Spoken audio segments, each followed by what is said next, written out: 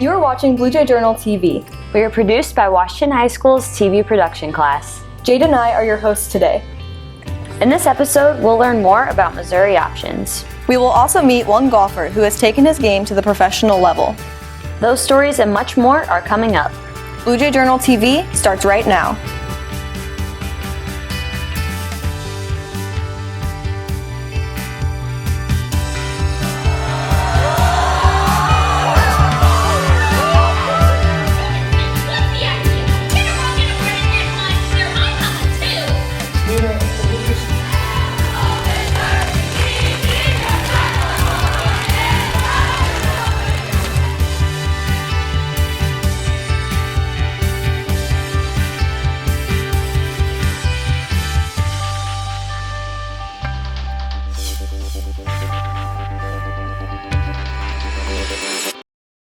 Hey, what's your digital footprint? My digital what? Oh, don't worry. A lot of people don't know what a digital footprint is. Let's learn more in our top story. What is a digital footprint? Digital footprint? I don't know. My digital footprint? I don't think I've heard of that before. Whatever you're posting on the internet that is for public view.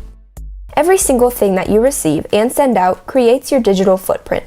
Yet many people do not seem to understand what a digital footprint is. It's where when you take a picture, it gives you every bit of information of where you were at, longitude, latitude, what day it was taken on, the time it was taken on. It gives you all that information. So if you think you're hiding anything from anyone, you're not. Actually pretty easy. Myself and one of the detectives that work for Washington PD went to a special class on how to kind of dissect social media. The footprint you put out now can impact your future. Employers and college admissions offices are just two examples of who will make decisions based on what they see on your digital footprint. Anything you share with anyone, then they have rights to it and they can share with anyone. People need to understand the more and more that you go out there and the more and more you publicize your vacation plans, the more and more you publicize where you live, the more and more you publicize your life, that's out there forever. There are many strategies to control your footprint and make sure you carry yourself in a manner that won't hurt your future. We all need to step back and stop being so public with our information, or at least be careful with it and know what people can do with that information. Here are a few more tips to help you with your digital footprint. Do not post anything when you are angry, or post rumors or lies. Also, do not post images or words that refer to illegal or sexual activities. This is Tess Marquardt reporting.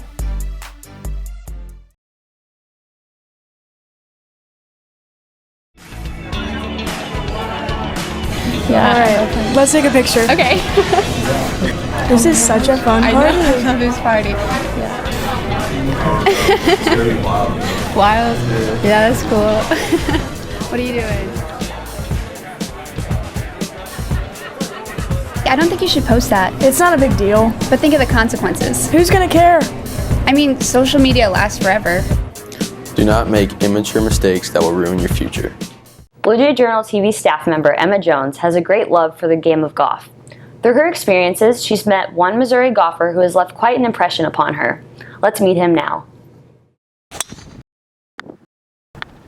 The Professional Golf Association is an organization that was founded in 1916. This was a way for men to compete all around the world. Shane Blankenship is one of those men. I started playing golf actually because I ended up breaking my arm. I was a baseball player growing up, and one of my buddies that I went to school with in New Mexico, he moved to Scottsdale, Arizona. In 2005, whenever I first moved down there, in 2006, the game really started turning around. After that, I gave it a shot. Since Shane began his professional career in 2006, he has had great success. That includes around 25 professional wins over 11 years.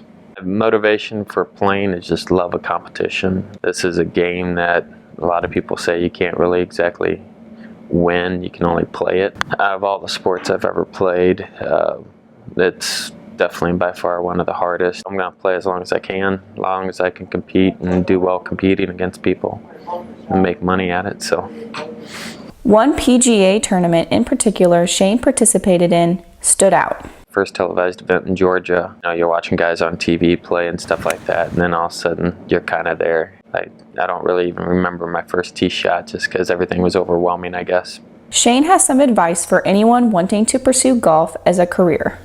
Be patient. Be patient. Shane will be competing at a PGA tournament in June. If he is one of the top competitors, he will go on to the PGA Championship. For Blue Jay Journal TV, this is Emma Jones reporting. Second chances, they mean so much to people. There is one program that gives high school students a big opportunity for a second chance at a high school diploma. Jade Reether has the story. Mo Options is a program where students that, for a variety of reasons, have fallen behind and as a result cannot graduate on time. It's all about second chances, giving students an opportunity to work through issues potentially. One former Missouri Options student knows firsthand about second chances. I lived at a friend's house and I only went to school like 1 or 2 times a week, and then I eventually ended up dropping out. I needed money to support myself, so I needed to work, so I had to make a decision between going to school or working full time. Damien's situation landed him in trouble with graduating on time. Missouri Options helped him get back on track academically and financially. When I signed up for Mo Options, I was able to go to school from 8 to 11 so I could work longer days. Working towards graduation really helped, and I was able to work off a lot of my school hours through work. However, getting a diploma wasn't an easy route for Damien. I went to school from 8 to 11 and I worked 5 p.m. to 3:30 a.m. 5 days a week. I'd get home from work at like 4 in the morning, get a couple hours of sleep, go to school, sleep all day, and then go back to work and repeat it. It wasn't easy, but I knew that ultimately I'd end up graduating. The hard work paid off for Damien in many ways. It was a great feeling graduating with my class. I made a lot of bad decisions and I ended up getting a second chance. And I got an opportunity to live in Hawaii and go to college, and I definitely wouldn't have been able to do that. Missouri Options opened doors for Damien that were close to him before he entered the program. Students, because of their unique situations, don't always think college is for them. And one of the things I want to show that college or post-high school school, whether it's traditional or it's more of a vocational path, you have just as much of an opportunity as anybody else. The students willing to work through the process and work through the competencies, you're a high school graduate and your diploma is no different than anybody else's. Brett Hoke has advice for those who feel Missouri Options can help them have a second chance at a high school diploma. Mo Options is sort of that end of the line, and if you can do it through the traditional way, that's the way to do it. This thought process of Mo Options as being a way around the system, it's not. Talk to your guidance counselor if you feel you're in a situation where Mo Options might be an option for you. I'm Jade Reether reporting for Blue Jay Journal TV.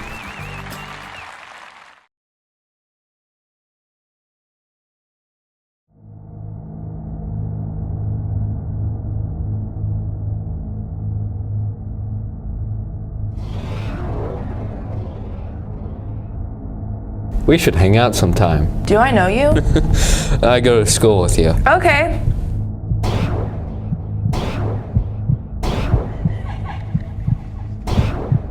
I should have caught the warning signs. I wish I would have known. If I would have known, I would have never pressed accept.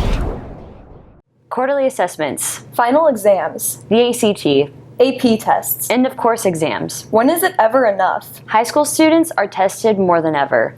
Dylan Bricado has the details. I get tested all the time. I have like at least 3 tests each week. I've heard students say, this is my 5th test today. That day, that student is over-tested. Although students may be stressed from an abundance of testing, many believe it's a necessary evil. Tests are fun. I don't think we're over-tested. I think that tests are important in evaluating how much we know about a subject. There has to be some measure of assessment that says, no, you can't, or yes, you can. And that's why the test is there. I prefer test-based classes because I usually tend to do pretty good. I'm pretty good at remembering stuff, so whenever I take a test, I can usually remember all the answers better. Some may feel tests are an unfair measure of a student's potential.